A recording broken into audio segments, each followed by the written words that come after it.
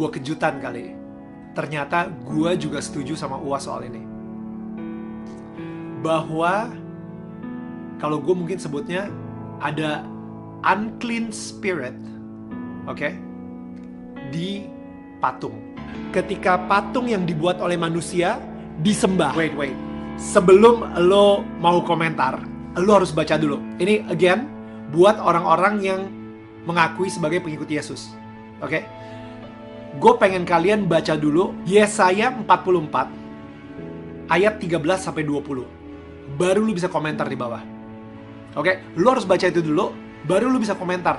Sebelum lu baca itu, jangan komentar dulu. Oke. Ini gue pengen ngomong kepada umat Nasrani ya. Ini tercatat di buku sejarah.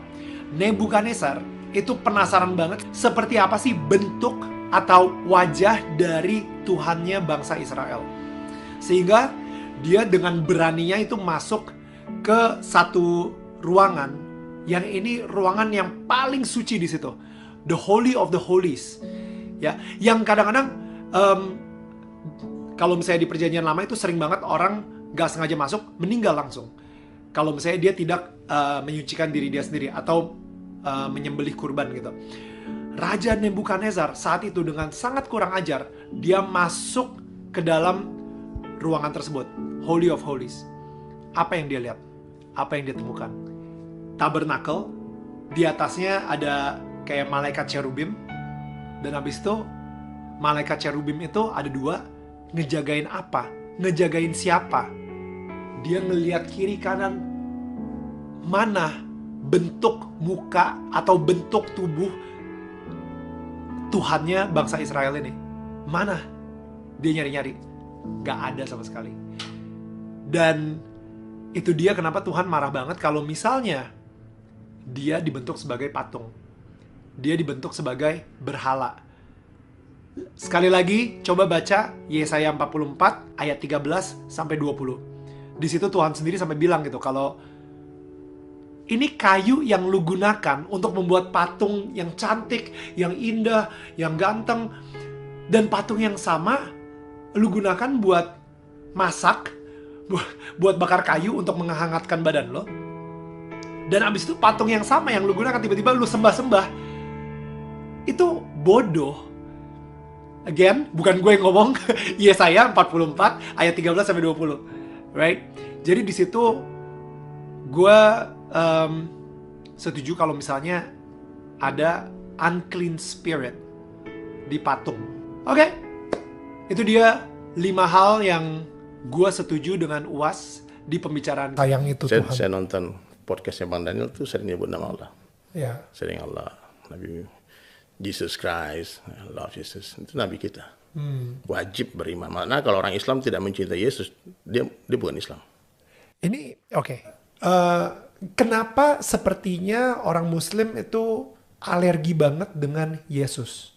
Padahal Ustadz Dery ini adalah Ustadz yang kedua, dimana gue temuin kayak, no, sebagai orang Muslim justru kita harus semakin cinta sama Yesus. Aku pernah punya kaos, I love Jesus because I'm Muslim. Itu boleh dijelasin nggak? Jesus itu bahasa Inggris. Kalau bahasa Arabnya Isa, bahasa Indonesia Isa. Okay. Moses itu bahasa Inggris. Kalau bahasa Al-Qurannya Musa. Kan Solomon bahasa Inggris, bahasa Arabnya Sulaiman. David, orang bule bilang Nabi Daud, jadi David. Yeah. Kalau Nabi Isa, Jesus. Kalau Isa Al-Masih, Jesus Christ. Kalau Nabi Yahya, John. Kalau Nabi Zakaria, Zachariah. Kalau Nabi Yunus, Jonah. Kalau Nabi Ilyas, Elijah. Kalau Nabi Sulaiman, Solomon. Kalau Nabi Dawud, David. Kalau Nabi Harun, Aaron. Kalau Nabi Musa, Moses. Kalau Nabi Ayub, Job. Kalau Nabi Yusuf, Joseph. Kalau Nabi Yaqub, Jacob. Kalau Nabi Ishaq, Isaac. Kalau Nabi Ismail, Ishmael. Kalau Nabi Lut, Lot. Kalau Nabi Ibrahim, Abraham. Kalau Nabi Nuh, Noah. Kalau Nabi Idris, Enoch. Kalau Nabi Adam, Adam. Nah, jadi itu masalah bahasa. Ada orang nanya Yesus dengan Isa itu sama nggak? Sama. Ya, kalau menurut saya sama. Ya, satu orang nabi yang menurut kami di dalam Islam dia tidak dibunuh, dia tidak disalib, dia diangkat dan dia akan kembali ke dunia. Pasti akan kembali ke dunia. Karena itu bagian dari keimanan kita. Itu dari nubuat. Itu Nabi sallallahu alaihi wasallam bercerita 1400 tahun yang lalu bahwasanya Nabi Isa alaihissalam akan turun ke dunia. Posisi turunnya dijelaskan, rambutnya basah, meneteskan air. Tempat turunnya pun dijelaskan. Nah, tapi itu panjang kalau kita jelaskan. Tapi yang jelas suatu hari dia akan turun ke dunia. Umat beragama apa yang nggak makan babi? Islam. Islam. Ya kan? Iya benar. Yesus puasa nggak? Puasa. 40 hari ya? Iya. Umat beragama apa yang puasa sebulan? Islam. Islam. Yesus sunat. Sunat. Umat beragama apa yang sunat? Islam. Kristen sunat nggak? Enggak. Ada yang disunat. Ada Tapi yang sunat. alasannya bukan karena agama. Alasannya karena kesehatan. Kesehatan, betul. Di sini ceritakan Yesus mati dikafanin ya. Iya, benar. Umat beragama apa yang mati dikafanin? Islam. Berarti Yesus Muslim bukan? Gitu. Muslim. Benar. Nah, lo mau ikut Yesus atau mau ikut Paulus? Ikut Yesus dong. Jadi Muslim dong. Iya, iya. Ah, iya. Lo kalau mau ikut Yesus kan berarti jadi Muslim. Karena kita orang Muslim yang apa? Yang doanya sujud, sunat, Iya, mati betul. dikafanin, nggak makan babi, puasa. Puasa, betul. Kita yang mirip dengan Yesus di cerita ini. Iya, betul. Gitu loh. Apa yang mendasari Ananda untuk bisa yakin hari ini mengucapkan 2 kalimat syahadat? Apa yang benar itu saya temukan di Islam. Jadi itu yang membuat saya semakin bulat tekadnya untuk masuk Islam. Apa itu yang sudah ditemukan? Tentang ajarannya, perbedaannya yang ada di Alkitab dan apa yang sebenarnya terjadi, tentang apa perjalanannya Yesus dan nabi-nabi yang di Alkitab seperti itu. Menurut Ananda, Yesus itu siapa? Nabi. Nabi. Tolong sampaikan, apa yang mendasari Ananda bahwa berkeyakinan Yesus itu Nabi? Yang pertama adalah jelas bahwa wujud Yesus itu adalah manusia. Dan Yesus itu datang karena diutus oleh Allah. Yang mendasari mengapa beliau bukanlah Tuhan adalah jika beliau adalah Tuhan, mengapa beliau masih berdoa kepada Allah? Oh. Ketika beliau sedang berada di dalam kesulitan, mengapa beliau masih memanggil nama Allah? Mengapa beliau masih sujud memohon, menyembah untuk meminta bantuan dari Allah? Luar biasa.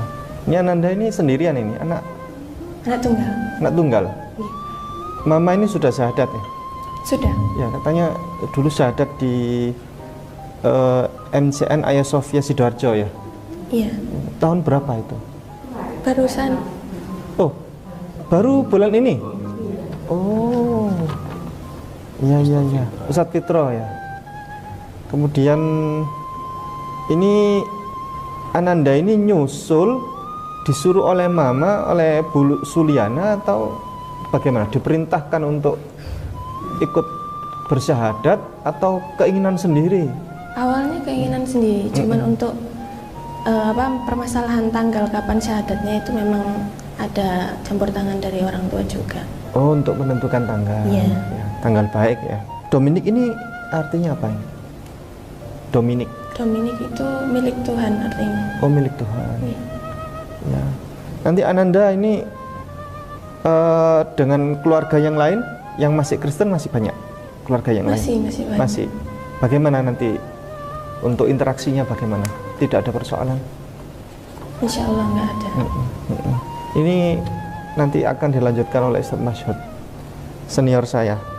Kepada beliau dipersilahkan.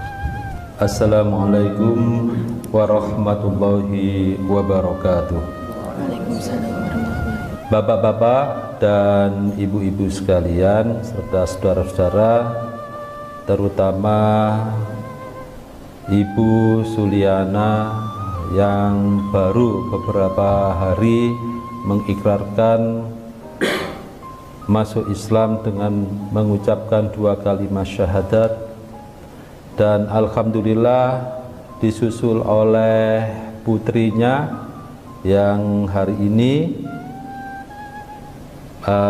akan berikrar masuk Islam dengan mengucapkan 2 kalimat syahadat. Saudari Rosalin, alhamdulillah sudah siap ya? Ya. Langsung aja dipersilakan mengucapkan 2 kalimat syahadat ya. Asyhadu alla ilaha illallah wa asyhadu anna Muhammadar Rasulullah. Artinya, aku bersaksi tiada Tuhan selain Allah dan Muhammad utusan Allah. cukup ya? Sudah paham? Alhamdulillahirabbil alamin. Allahumma sholli ala Muhammad wa ala ali Muhammad kama shallaita ala Ibrahim wa barik ala Muhammad wa ala ali Muhammad kama barakta ala Ibrahim innaka Hamidum Majid.